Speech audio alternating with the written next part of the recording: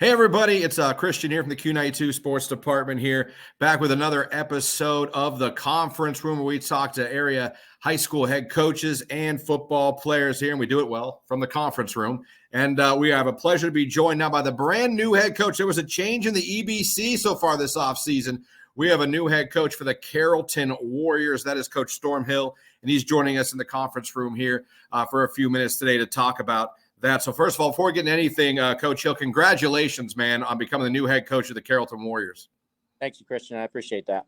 Before we get into anything about your past and the future, all that with the program, I always say, and the pictures don't even do it justice, I say the Carrollton Warriors football stadium is one of the most scenic, most beautiful sights you will see in the state of Ohio when you get to that football stadium to call a game or be part of it. When you look out and see that beautiful landscape and that awesome field in the stadium you guys have, I'm telling you, it is a beautiful place to play a high school football game. Absolutely. It's like no other. I mean, we got to give a lot of credit to past coach Barry Godemiller. He was very instrumental in getting that done and had a vision for it. So it looks great. All right, so let's get into it, man. Take me to the process of when Coach Silamos decided he was no longer going to coach at Carrollton, and how quick was it for you to be like, I want it, I raise my hand, let's go, I'd like to take over this program? It wasn't an instantaneous thing for me. I actually thought Coach T would stick around for a little bit longer. He's a great guy to work for. I've learned a lot from him. In very Coach T fashion, he told me, he was talking about things we're going to do next year, and then he's like, you know what? I think I'm done. And that's just the way he was. So, like I said, I appreciate everything he's taught me and done for me. So there's not another Coach T out there for sure. No, working for him for all those years had to be amazing because he's one of the most kind human beings I've ever talked to as a head coach. Always made time to talk to us, was always gracious with his time. And it just seemed like that community loved him. And just how you spoke about him right now, you could just tell how many lives he's affected in that community. For sure. And the best thing that Coach T did was he was even keeled all the way through. Like there was never the high highs or the low lows. So the kids fed off that for sure.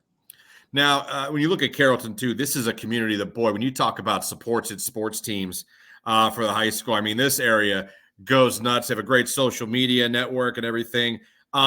Taking over the head coaching job, how has the reaction been from the community? Especially, you've been there, they know who you are, but how was the local response when you were named head coach?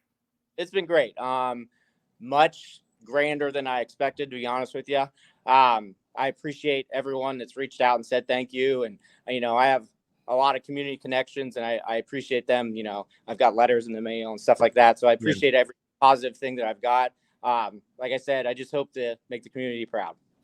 It's funny. You're kind of doing what I think a lot of guys grow up dreaming about. And that is you go to your high school, you play at your high school, you play football, you have a great time. You move on to college and stuff. And then you get the opportunity to coach the high school you grew up in, you made memories in, you played in. What is that like for you? How surreal is that for you to now, not only you played at Carrollton, you went to Carrollton, and now here you are in charge of the football program. That's got to be a great feeling. Yeah. I didn't expect it, to be honest with you, to start when I started. It's 14 years ago.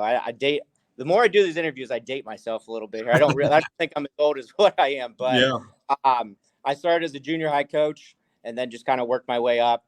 But yeah, definitely prideful and, get to coach kids that I went to school with their parents and, I know their family and do things like that. So definitely prideful in that.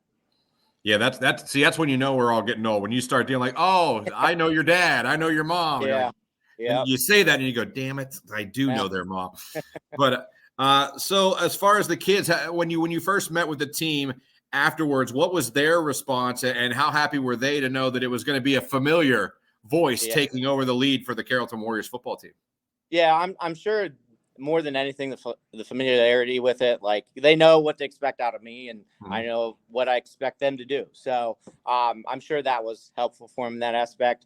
We're going to be a kid-led program. The kids are the most important aspect of this. They're only going to be here for so long. We want to invest everything we can into them. And that's going to be our focus. So a lot of transitional things as far as like, huddle and using Google Classroom stuff. That was easy because I already have all that set up. Like I did a lot of the technology things for Coach T. So it hasn't been too hard in that. And, we want them to be involved in things in the community. That was when we had our first meeting as a team. I said, I want you guys playing sports for our school. Like, yeah, we're doing winter workouts right now and we're expected, but like, we have a big wrestling match tonight. I want those kids wrestling for Carrollton. I want our kids playing basketball. I want them to run track in the spring and play baseball. Like, I want them representing our school.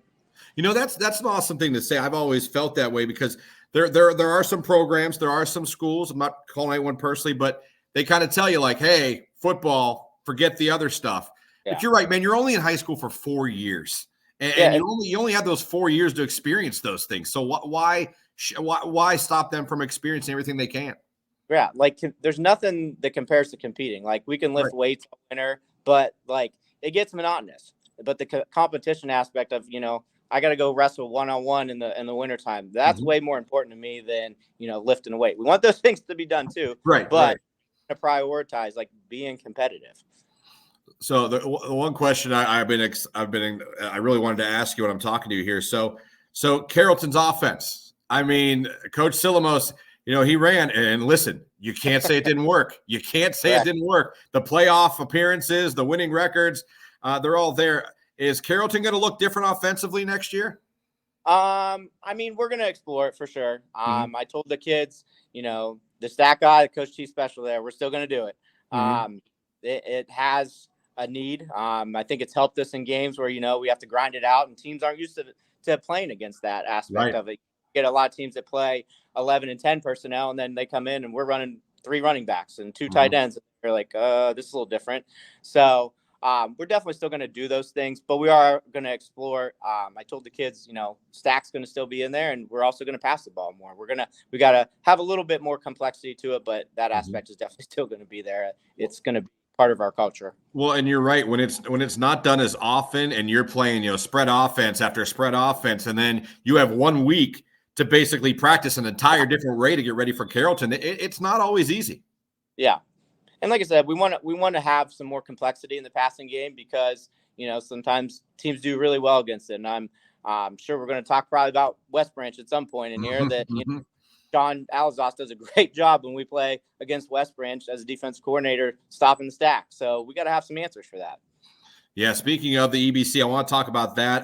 I always say anytime I talk to any of you guys, the EBC I don't think gets the credit it deserves for the conference it is. The powerhouse players it produces, especially in the trenches on basically all the teams in the EBC and the quarterback play as of late. But when you look at this conference, West Branch has had a hold on it for quite some time. Where do you see Carrollton as you look at 2024 stacking up in this EBC conference that, again, like I said, I think it's an underrated conference. For sure. And we have a lot of returning lettermen that we're going to lean on. Those seniors, they're going to have to drive the bus, they're on the clock, as Coach T would tell them. So, but looking at West Branch, they're at the top of the mountain right now. So everything goes through Beloit. Coach Cooper's done a great job with that air raid offense, and it is hard to defend.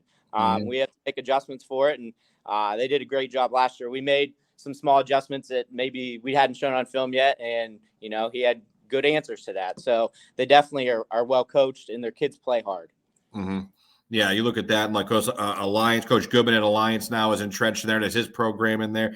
It's just it's fun to call those games every year, and we specialize in the EBC, so we're looking forward to seeing those. So when you talked about seniors for a second, when you look at these seniors now, they're about to begin their final year with you. Where do they stack up as far as leaders, not just on the field but off the field? Do you have a good group of seniors? Yeah, absolutely. We have a good group of seniors. I think we're at 22 right now. Obviously, that number can change. Jake Whitmore's going to be our number 1 leader on that because he's quarterback and he's returning. He was captain last year. So, like I said, he's got to lead that charge. We have a lot of good senior linemen in their back, too, tight ends. We have Braylon Murphy in the secondary and playing receiver, Garrett Broadwater. Like, there's a lot of good kids that are coming back. And again, a lot of them are playing other sports that we want them to do. Like, we want them to bring that competitive aspect to the football field. Well, it's going to be really exciting. I think everyone in Carrollton is excited. We're excited to see the little subtle changes you bring to Carrollton's football team this year. I'm sure your quarterback. I'm sure he's happy he's going to get to throw the ball a little bit more maybe this year. Yeah, I said I used the word RPO the other day, and I said it wasn't run power often like they all the time. Yeah. But so for sure, I think Jake's excited about maybe getting to throw the rock a little bit more. So it's going to be a lot of fun. We always think it's so far away, but it really isn't as far away as you think. Yeah. Coach Hill, congratulations. Looking forward to seeing your first year at Carrollton. Good luck with the offseason program, and we'll talk to you maybe in the summer here as we get closer to the season starting. Sounds good. Thank you, sir. All right, Coach Hill. Take care. Thank you very much. Yep, you too.